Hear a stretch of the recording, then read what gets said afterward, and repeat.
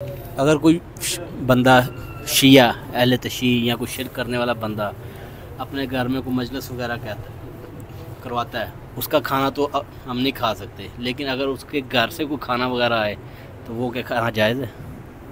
بسم اللہ الرحمن الرحیم۔ شیعہ ہو یا کمیونسٹ اور دہریہ، جب اس کا پتہ چل جائے کہ شرک اکبر کرتا ہے تو پھر قطعاً کھانے پینے کے نزدیک نہیں جانا چاہیے۔ ان کی طرف سے جو دعوت آئے واپس بھیج دو، یا جانوروں کو یا کاؤں کتے کو ڈال دو، کیونکہ ان کی ہر خوراک کے اندر، ہر ذبیحے کے اندر تقیہ ہوتا ہے۔ تقیہ میں جھوٹ بولتے ہیں، یہ کھانا دیتے بھی ہیں نا دعوت کے اللہ کے نام پر، وہ بھی جھوٹ ہوتا ہے، کیونکہ اللہ کے نام پر تو کچھ کرتے ہی نہیں، وہ سارا حضرت علی کے نام پر کرتے ہیں۔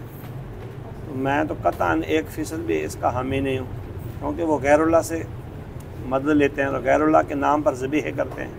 کھانے میں اگر گوشت ہے، بکرا چھترا ہے، تو پکی بات ہے غیر اللہ کا نام لے کر انہوں نے ذبح کیا ہوگا۔ ایک وہ اپنے گھر میں کھانا پکاتے ہیں، وہ اگر بھیج دیتے ہیں، نفرت کا اظہار مقصود ہے مشرک سے۔ شرع نے یہ بیان کیا ہے کہ تمہارے اور ان کے درمیان، مشرکوں کے درمیان بغض اور عداوت قائم رہے۔ جب آپ نے کھانا ان کا لے لیا، تسلیم کر لیا، تو آپ کے دل میں ان کے حق میں نفرت ختم ہو جائے گی، محبت آ جائے گی، پھر آپ بھی ان کے گھر بھیجیں گے۔ تو یوں آمد و رفت کی وجہ سے جو نفرت اور دوری کا حکم ہے وہ ختم ہو جائے گا۔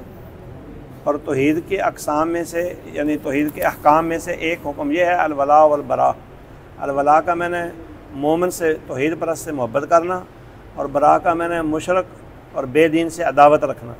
یہ توحید کا حصہ ہے۔ یعنی ان سے دوستی بھی نہیں ہو سکتی، دوستی، رشتہ داری، تعلق واسطہ، ان کو اپنی بیٹھک میں بلانا، ان کے گھر جانا، یہ سارا کچھ حرام ہے، بلکہ ان کو سلام بھی نہیں بلانا چاہیے، وہ سلام کے مستحق ہی نہیں ہے۔